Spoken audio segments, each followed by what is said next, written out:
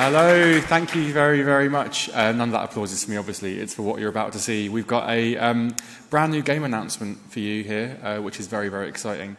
And so without further ado, I'm going to give it over to Creative Assembly of the Total War series. Thank you very much.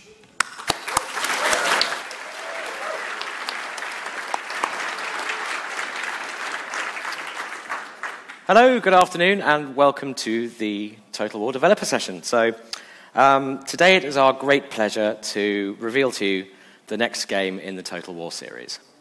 Now, this is the follow-up to Rome 2. It's a standalone game, and of course, it's a fully featured Total War title with all of that entails. Without further ado, I'm going to pass you over to the man who is going to make your life a living hell. Not me. It's not him.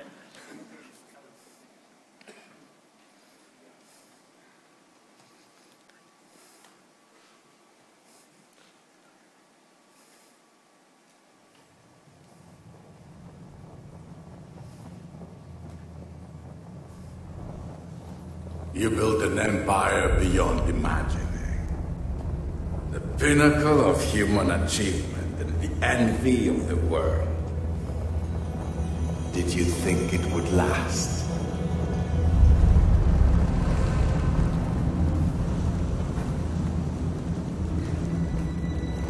The Eternal City. That glorious monument to power, culture, and learning. But the old wolf lies wounded by jackals, circled by vultures. Worried to death by 1,000 tiny, vicious mouths brought low by your own arrogance. These are the death throes of Rome. The light of civilization dims and gathers. And you've such precious time left to hide your women, for your children to cry. Even at the moment of your final defeat, you will take no comfort in oblivion.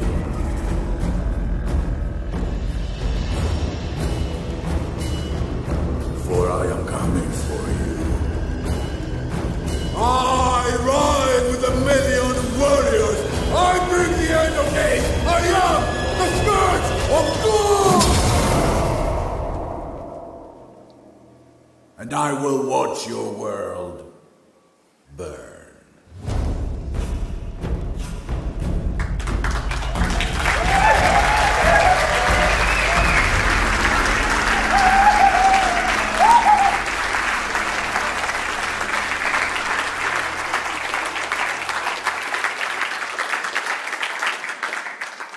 So, Attila the Hun. This guy is the herald of the apocalypse. He is the one who knocks. So he is the big bad guy in the next Total War game, in Total War Attila.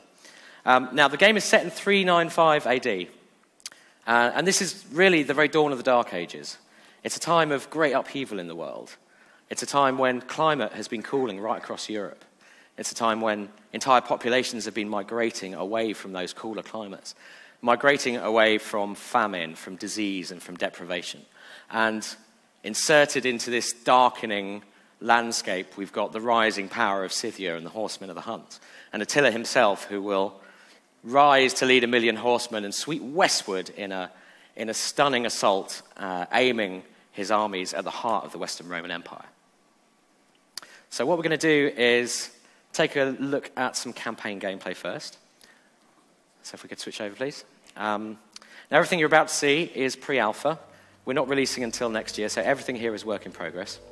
But what you're seeing here is the overview map for the campaign map in Attila. Now, we're playing as the Western Roman Empire here. Now, at this point, the Roman Empire has become so big and bloated that it's become unmanageable from a single administrational center, so it's split into two. And these are two playable factions, the Eastern Roman Empire and the Western Roman Empire. Now, we're playing as the Western Roman Empire, and this is a big challenge. It's what we're calling Total War's first legendary start position, because playing as the Western Roman Empire, you've got a Saxon invasion, like just a few turns into the game, going on in England here. We've got hordes of barbarians pouring southwards to escape this cooling climate, attacking us there.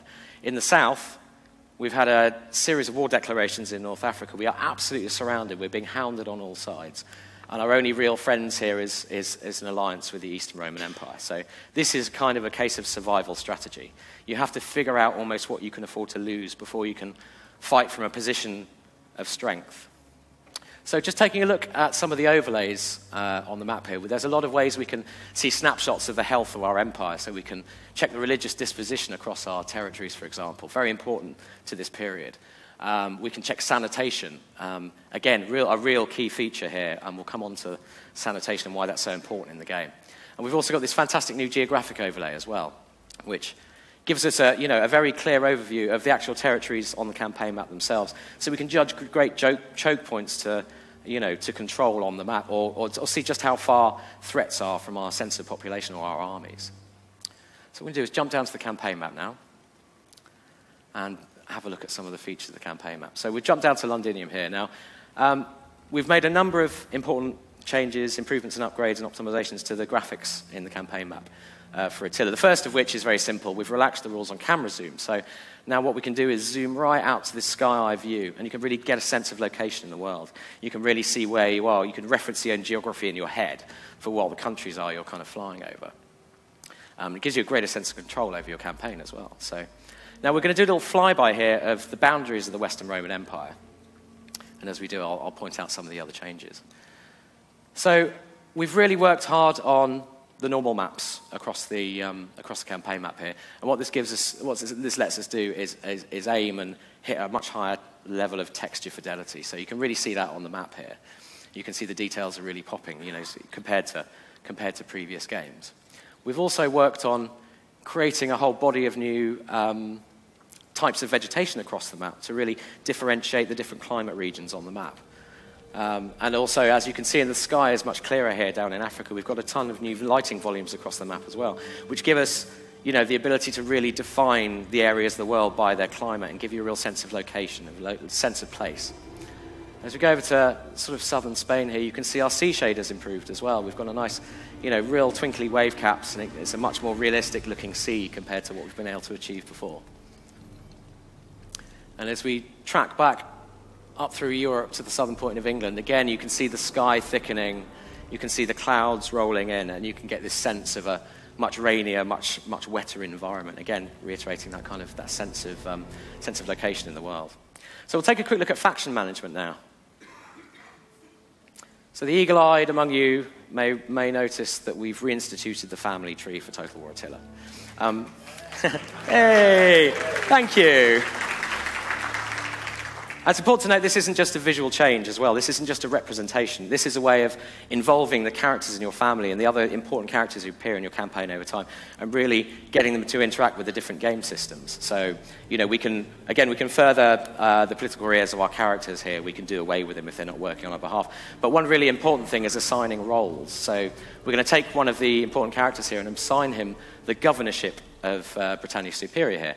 Now, as a governor, we've placed him in a regional seat there in the province of Britannia Superior. Now, he's going to take all the skills he's built up over his political career, and he's going to apply those, in a buff-like way to the province he's the governor of. He's also going to appear in the battle map. If you're defending that city and your garrison force is led by a general, he's going to be your general. So all the skills he's got as a warrior will also be useful in that as well. So, this is a really, really kind of important new change for Total War. So we can also issue edicts now he's in place. Instead of the previous system where we had control all the regions in a province, you can issue edicts, we can now need a governor in place to enact those for us, so he does it on our behalf. So we're going to act ecumenical matters here, which is one of our new religious edicts. Now if we take a quick look at the record screen, this is the event feed. Now this is a growing log of every single thing that happens in your campaign game over time. So what we've got is a building history as you play through a campaign of absolutely every event that happens. Now, this is great. We can filter this. We can see all the different military victories or losses that we've had. We can see where characters have leveled up over time. And, look at places in the world, for example, where there have been real hotspots. Now, the really cool thing about this is that we're working on a system where you'll be able to upload this to your own page on totalwar.com and then share your campaign history through a series of visualizations, charts and graphs and tables and this sort of thing, with other Total War players, so your pals on Reddit or, other people in your clan. So we think this is a really nice feature for Total War fans who routinely share their own, kind of campaign histories with each other anyway. So we'll take a quick look at building management now. We have a new building browser. So if we click this, now this is an example of how we're trying to improve our UI to make it really useful to the player, all through the game. But here with the building browser, we can see all the building types down the left here, and we can really plan our construction projects ahead of time. And of course, see which buildings we can and can't build because we may need to, unlock technologies to be able to build those buildings. Now, Craig is looking at the sanitation chain here. Now, sanitation, as I mentioned earlier, is a really important factor. In Rome 2, we had this kind of tension between sanitation and squalor. If your squalor went too high, you'd start getting public order problems. At this point in history, if you let your squalor reign supreme, diseases will break out, and diseases are really bad news. So over on the east coast of England here, Camalodunum, which is, of course, Colchester in modern day, you can see this miasmic cloud that's rising here. A disease has broken out here, and diseases, as I said, they're really bad news. They're transmittable. Armies can take them around the map and give them to other cities, friendly or enemy. They'll affect that army. They might fight more, they might fight with less commitment if they're all a bit ill and coughing on the battlefield. But they can also, really bad diseases can tear through your population and do you real damage, and damage your ability to make money, for example, across the campaign. And they're really different infectiousness and severity. So, yeah, it's the time of the plague. So, we want to put that in front of players. So a quick look at tech trees. Instead of the kind of multiple smaller tech trees that we went for with Rome 2, we've again decided just to make life easier for the player and bring all our tech trees together in a single panel. So you can compare technologies, and it makes it much easier for you to compare those different technologies and decide on your technological progression through the course of the game. Similarly, if we take a look at a general here, we've done away with the kind of traits card stacking system that we had in Rome 2 and opted to turn characters' skill progression via trees, which again lets you compare the different skills that you have and really plan your technological progression much better. Same is true of armies as well. And crucially, this panel down the side here, this is part of our philosophy of bringing information that's relevant to the player right up where they need it. This is simple list of all the buffs and debuffs on that particular army according to the skills they've got, what's, the skills their general is imbuing them with, or, any diseases they might have, or any negative modifiers and stuff like that. So, again, we really want to make this stuff useful to the player. Okay, we're going to look at one last feature of the game now, and this is one of the real period-inspired features that's going to really change the way you play your campaign game in Attila. Now, if we look at the context of the situation here, we've got a Saxon invasion force that's landed on the east coast of England near York. Now, these two armies, we are outnumbered 2-1. They're clearly going to make a break for that city and try and capture it, and capture all the economic potential and the recruitment potential of that city. We've only got one army, and if we look at our garrison forces, we've got a weak showing here with 3 units and a single bastion onager. So, chances are we're not going to be able to hold on to that, but we can still deny all the economic and recruitment and production potential of that city to the enemy by simply wiping it from the face of the earth, which is, we've never really been able to do before. So what we're going to do is we're going to move our general and his army south in an attempt later to consolidate with other armies and build from that position of strength I mentioned before. And what we're going to do is abandon this city completely. So we abandon it, and we hit end turn. What this does is we take a measure of cash, some wealth out of that city, and then we literally wipe it from the face of the earth. The city is no more. It's an empty hole in the ground, desolate. So we've created a wasteland here, and it's damaged the fertility in that region as well. It's damaged the ability for troops to replenish in that region because all the farms have been destroyed, right? So what we're doing here is creating zones of no value for an encroaching enemy. And as I said, playing as the Western Roman Empire, when you're going to have to be retreating and trying to build a position of strength closer in, this is going to be kind of a key tactic, but it can also, of course, be used in a defensive fashion as well, as you're marching across the campaign map. So, okay, we're going to stop the campaign gameplay there. We've got a lot more to talk about in future, but we'll show it when we're ready. For now, that's the campaign game 4. That's a brief look at the campaign gameplay for Attila. So if we could switch over now. Now, what we're going to do is Craig's going to join me up on stage, and Dom Starr, who's one of our designers for Attila, is going to join me up on stage here as well. And we are going to show you some battle gameplay. Hello. Hello, can you hear me? You can hear me. Excellent. Brilliant. Lovely. Hello, people of London. How's your EGX been so far? Hello. Excellent. Thank you. You're all a part of Total War history. You have just witnessed the announcement of Total War Attila. So give yourselves a big round of applause.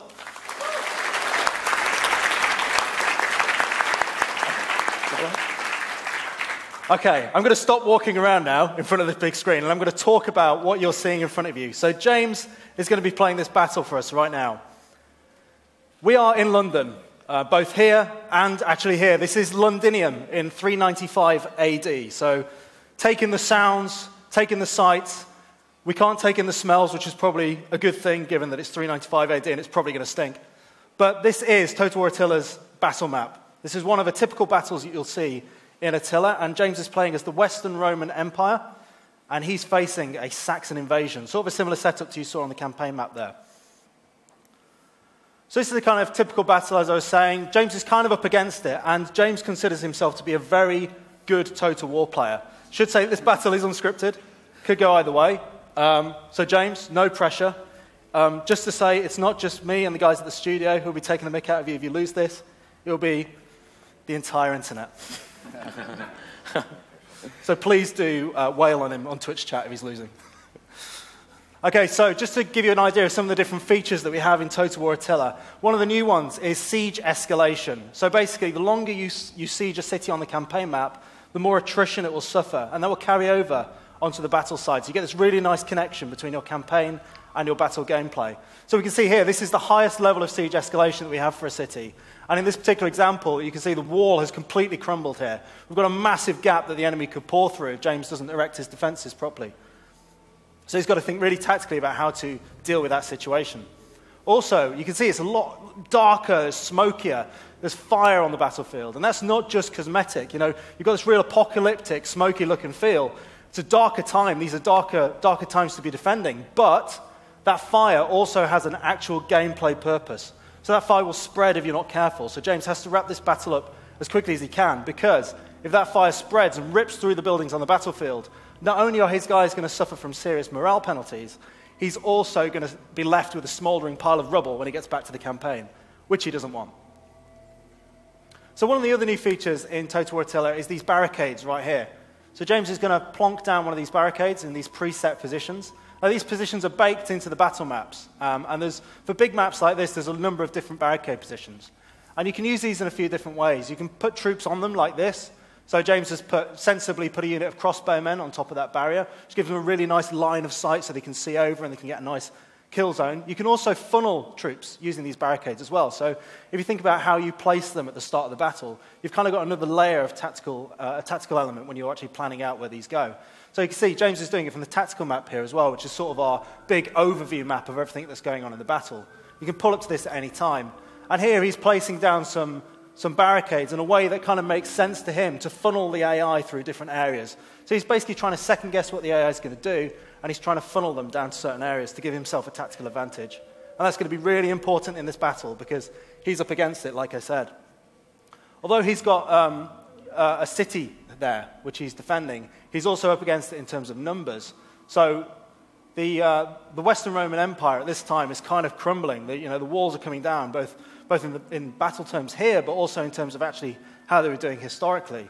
And here you can see the Saxons have got a really large force coming up against him. This is an ill-defended city. However, his troops have got more experience and more veterancy, so if he uses that wisely, he should be able to prosper in this battle. But we'll see. So you can see some of the different units. You saw the big onager units there. They're going to rain fire and destruction down on the city. We've also got these really fancy-looking axemen here. These are really nice-looking units as well. When you get the camera down nice and close, you can see all this detail in Attila, and you can see how these guys might fight differently in the battle. They're going to be all about getting in your face with axes. They're going to be getting over the barricades, trying to find and exploit weaknesses in your defenses. So James has got all that to look forward to. We're going to see how the AI does. And James, without further ado, take it away, start the battle. So I'm joined also by Dom Starr, who's campaign designer, principal campaign designer on Total War Attila, but he knows these battles as well. And Al Bickham, studio communications manager as well, who are going to help me talk over this battle. So explain what you're seeing, basically. So James has begun with a minimum amount of faffing this time. Well done, James. So here we go. You can see he's got a crossbow infantry unit there on the walls. That's quite a sensible starting strategy. Get your crossbow units on the walls. He's firing with his onagers over on the enemy defenses as well. Yeah, he wants to destroy those catapults before they can set fire to his city. And they're going to return fire, and there's a lot more of those things as well. You can see the huge barrels coming down, really making a mess of his units that are defending that hole there. So James has got to make sure that that hole stays up, because, you know, if I'm the enemy and I see a big hole in the walls, I'm going to pile all my forces in that direction. So James has to make sure he sets up a strong system of defense there. It looks like he's going for spear units at the front. Very sensible. It means that if any cavalry come at him, he's going to be defended quite nicely there. He's also got a few guys behind the lines as well. And he's still got these guys on the wall as well, remember. But the enemy is going to push through that breach as much as they can.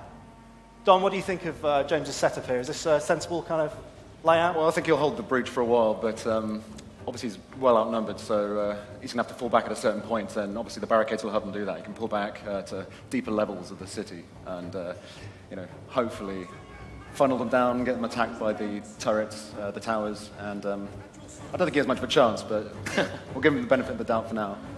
So the enemy's doing pretty much what you would expect them to do. They've seen a bit of a gap there in James's defences, and they're going to try and exploit it and push through it. And you can see now that they've got one unit that's pushing through there. They're also bringing in supporting units to try and push through that gap and really punch a hole in his defences. And you can also see there's crossbow units in behind in support that James is going to have to find a way of dealing with, because they're going to be providing morale support and also fire support on those guys who are trying to push through that breach. Now, Al, we mentioned fire earlier. That's not just cosmetic, is it? That's actually got a gameplay influence as well. Yeah, no, as you said, what it does, it demoralises the defenders over time. So, you know, the more buildings burn, the more morale will start falling, to the point where, you know what, if enough city is burnt, they might just bail, they might just head for the hills. Quite sensible, really. Alongside fire, another nice little feature that we have is something we've never had in Total War games before, in battles, is civilians. Now, you won't see any on a sort of semi-ruined city like this at a higher escalation level. But if you go into a fresh city and you don't siege it, you simply attack it, you'll see civilians wandering around, leading their daily lives, you know, farming on the land and this kind of stuff. But, of course, when a load of Saxon invaders run in, they're going to run for it. They're going to hide in buildings.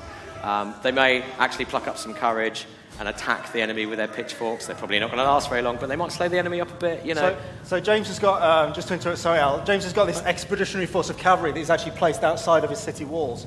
And he's going to use those to try and deal with the enemy archery threat I was talking about earlier. In fact, there are a lot more units now that you can deploy outside the normal deployment area, so scout units, so you can use those to your advantage, you know, get around the back. They're not necessarily strong, but they can give you the upper hand. And if these archery units they're kind of weak, you know, they're just trying to provide fire support. If you have a cavalry unit that can get around the back of them quickly without them noticing while they're busy, preoccupied, attacking, you know, supporting this advance, you can really deal some damage if you get in the flanks and the sides. Flanking is always really important in Total War games. Getting around the back, getting around the sides, and cause some real damage to the back. Another one of our new unit types is raiders. Now, these guys are relatively inexpensive, they're moderately tough, but they're very unruly. So what they do is if you're fighting a battle with raiders on your side, you don't want to take them into... If you're trying to capture a city, you kind of don't want to actually take them into a city, because they'll just run around throwing torches around. They will pillage if you send them into a city. Now, that could work to your advantage if you're trying to damage that city as much as you can, you know, damage the enemy city, that's great, but you kind of have to watch out and keep an eye on them, because they're rather ill-behaved, shall we say. Of course, you come back to the campaign after that, you're going to have a ruined city, you're going to have to reinvest in fixing it, unless you sack it and move on. Yeah, and it's important to know as well, any damage is persistent between the different states of the game. So if we see a lot of damage in this city here, you go back to the campaign map, yeah, the city's still going to be damaged, we're going to have to repair it, we're going to have to spend time and money repairing it. But if we don't repair it and we go into another battle there, that damage, again, will still be persistent back in the battle map. So you see the enemy there, they're overwhelming one of these barricades that James has set up, and that will get destroyed over time. You know, they're really going to pile the way through it. And now James is set up where he's already planned out that route that he hopes the enemy is going to go down. His plans are going to have to change, and he's going to have to adapt to that on the fly. Something that James can use to his advantage is we've kind of redeveloped the fatigue system, so you can get stuck into a fight and you'll lose fatigue quite quickly. But if you pull back, you'll also restore it quite quickly. So it sort of helps to have multiple layers of units, sort of doing a relay, if you will, of frontline combat. Yeah, the battles have a nice sort of tactical, almost slower pacing to them, don't they? The way they play out, it's very much kind of some of the engagements are quite nice and tactical in themselves. Also, when they rout, they don't necessarily just run straight from the battlefield. They're going to recover quite quickly from that and come back a couple of times. So there's some to and fro going on. And there's some particularly nasty units in here, aren't there? I know there's one called the Chosen Ones. Is that it? The Chosen Ones for the Saxons that just basically almost won't break ever. Yeah. So good luck trying to rout them. They will fight to the last man, and if James comes up against them, how's it going, by the way, James? I need to run. There are too many of them. I noticed your walls kind of didn't hold there, and you've kind of retreated back to the sort of central plaza area. I see you've got a unit there just guarding that entrance ramp to the second tier. So you've got this kind of multi-level thing going on where you've pulled back to the upper tier. Is that a strategy that's worked for you before on this map? Is that something that you recommend? But the problem is that they're closing in from all sides and that. But I think I've got my better units still alive, so they're the more Legionnaire style. So I need them as much. So I'm throwing away the spear unit here just to buy time. So take your best, gentlemen. Do you think James is going to win this or not? Well, if he keeps the general alive, he should be all right. I mean, he loses a general, then there'll be a loss of morale within his men. How about you guys? Can we get a cheer if you think that... Sorry, Dom. No, it's all good. So let's get a cheer if you think that Dom's going to win this battle. Sorry, not Dom, James. Dom could win it, but he'd have to have very long arms. No faith. James. No one thinks he's going to win it. Cheer if you think he's going to lose it horribly on Twitch and on the Eurogamer stream. That warms my heart. Challenge accepted. So they are the stakes, James. That is the situation you have to deal with. Oh, there we go. One dissenting voice in the back. So, Dom, what would you be doing in this situation right now? I'm not quite sure about his barricade setup, but I would have tried to lead them around, let the towers do some attacking as well. Because obviously you have the towers around the outer limits of the city, and that really helps. It's like you're funneling them away, and yeah. Can the enemy capture those towers as well? Oh, they can. Yeah, obviously you can go completely against you if they do that. And, yeah. But that's another good use of barricades. Is funneling the enemy as they enter your city into kind of kill zones. So if you've got your crossbowmen set up, and crossbows are nice, cool, period-specific units we've got here. They're very high armor penetration. So the attrition over time against these heavily armored Saxon invaders is going to be really good. So, setting up those kind of kill zones which funnel, while you're funneling the enemy into your city can really work to your advantage. But even if you don't have, say, archers to mount on top of it, you can mount your melee units, and it gives them an advantage, defensive advantage. Or, as you say, you can just use it to funnel them around. Yeah. So you've got a spear unit down there, James, with two other units. Do you think they're going to hold? Enough time for my cavalry to get a good charge here. I think that's all I really need. It's one of the good points about Total War, actually, beautifully illustrated by James here. It's all about multitasking. It's all about doing one thing and thinking about the next thing and trying to get your troops into another position. It's, you very much have to hold a kind of a graph of everything that's going on in your battle at once, because if you spend too long doing one thing, you're going to forget about the other stuff. So it's not too micro, but there is an element of kind of keeping it in your head what's going on in the battle. And the tactical map that we showed you earlier can really help with that, because it gives you a nice snapshot of everything that's going on in the battle. James, did you just send your general in? Did you just send your general in? What are you doing? My general's fine. So it's worth saying if James loses his general, which has he actually lost him? No, he's still there. No, he's all good. If James loses his general, that's going to have a big impact on the morale of his entire army. That could basically be the end for him if he loses his general. So he's got to be careful about not throwing away his general like that. So how are you feeling, James? Very good. That one unit of spearmen plus with the archer fire from the high ground is absolutely tearing them apart. A weak unit was managing to do so much damage to a good unit simply because of the heavy shot of my what they call crossbows. Yeah, that heavy shot. Sorry, ability. trying to play and talk. That's all right. That heavy shot ability is pretty devastating. I'm good at it. So that heavy shot ability that James used on his crossbow guys can really rip through enemy armor, and it's pretty effective against most units, really. As you would expect, heavy shot is going to do a lot of damage. However, James also has to think about the amount of ammunition he has for his army as well, for his individual units. He has to make sure he uses that ammunition well, chooses his encounters, picks his one-on-ones really carefully.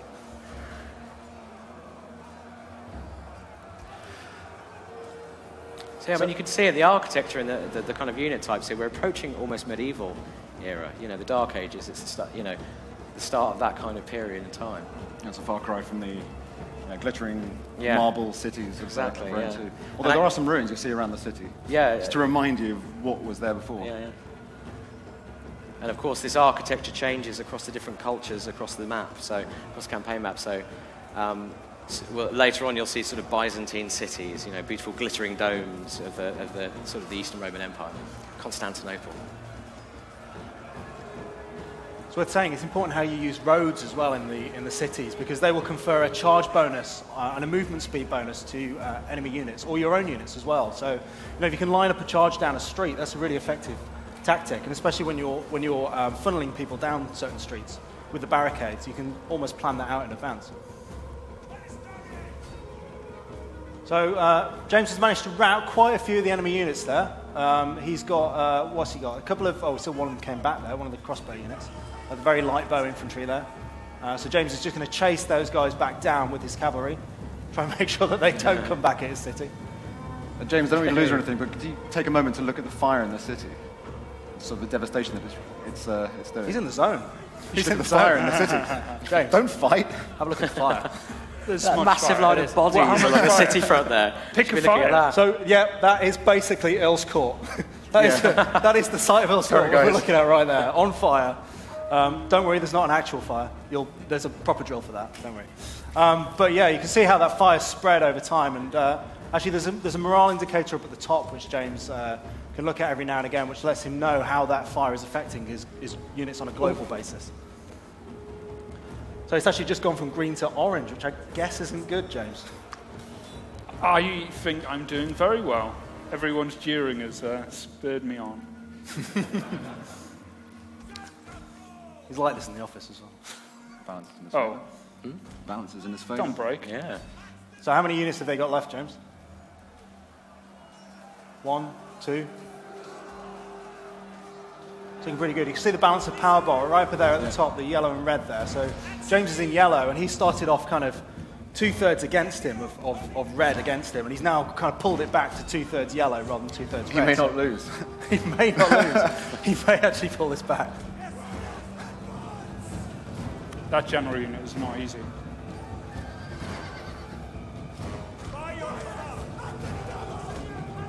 So you have gatehouses as well. You have kind of all kinds of like the kind of mod cons you would expect with a city of this size at this time.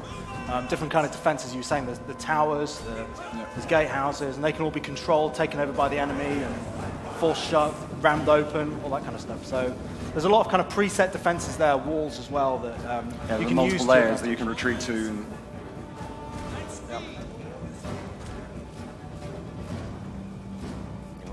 So it looks like we're getting down to a pretty final-looking encounter here, where James is just trying to get back to that breach. Because he sees the enemy unit coming towards there, and he's also engaging them with his spear units, just there in the back, whilst he's kind of baited them towards the wall there.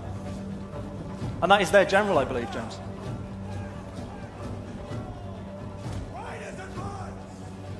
He really is in the zone, isn't he?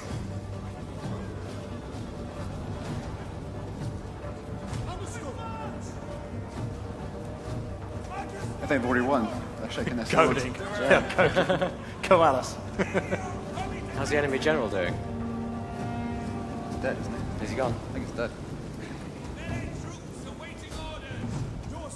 Oh no, there he is. Finish him. Come on, James. Get out there. Finish him I'm off. going, don't worry. I'll be there.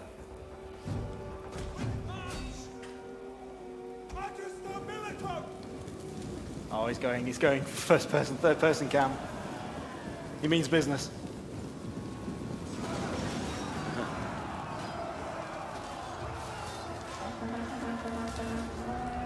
Axemen.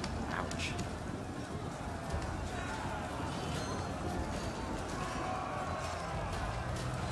Looks take it as it. This is the final Saxon stand. Mm-hmm. They look pretty undeterred, though. They're really going at it with those axes. There's the flank.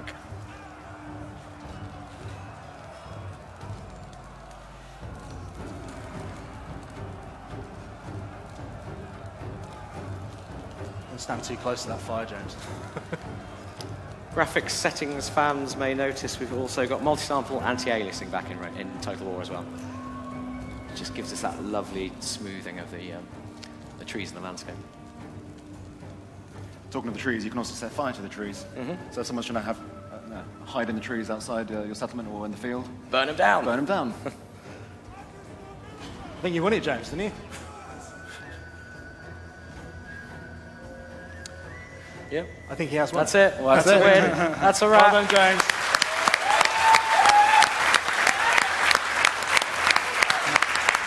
It's a fix. It's a fix. Okay. You couldn't lose, could you? Okay, so that's pretty much all we've got time for in our EGX dev session. I hope you've enjoyed it. I hope you've enjoyed seeing Total War Attila. We haven't announced a release date for it yet, but stay tuned to our Facebook, our Twitter, our forums, all that jazz, and you'll see more stuff, and also our streams on Twitch. Just to say, actually, on that note, straight after this, we'll be doing a developer Q&A on the Twitch stand. So if you've got any questions, you can actually head over there and grab a microphone. Or if you actually want to play Total War Attila for yourself, it is going to be out there on the show floor. We are unveiling the stand at 5 p.m. So get yourselves down there. You'll be able to play this battle for yourselves and see whether you can do better than James. Thank you very much, guys. Go and fight. Thank you. Go and win. And we're done. Thank you hello. Thank you very, very much. That was awesome. And thank you all so much for coming along, both in the auditorium and on Twitch. It's Creative Assembly Lovin' right now. We've got Alien Isolation coming up next. If you want to come to that.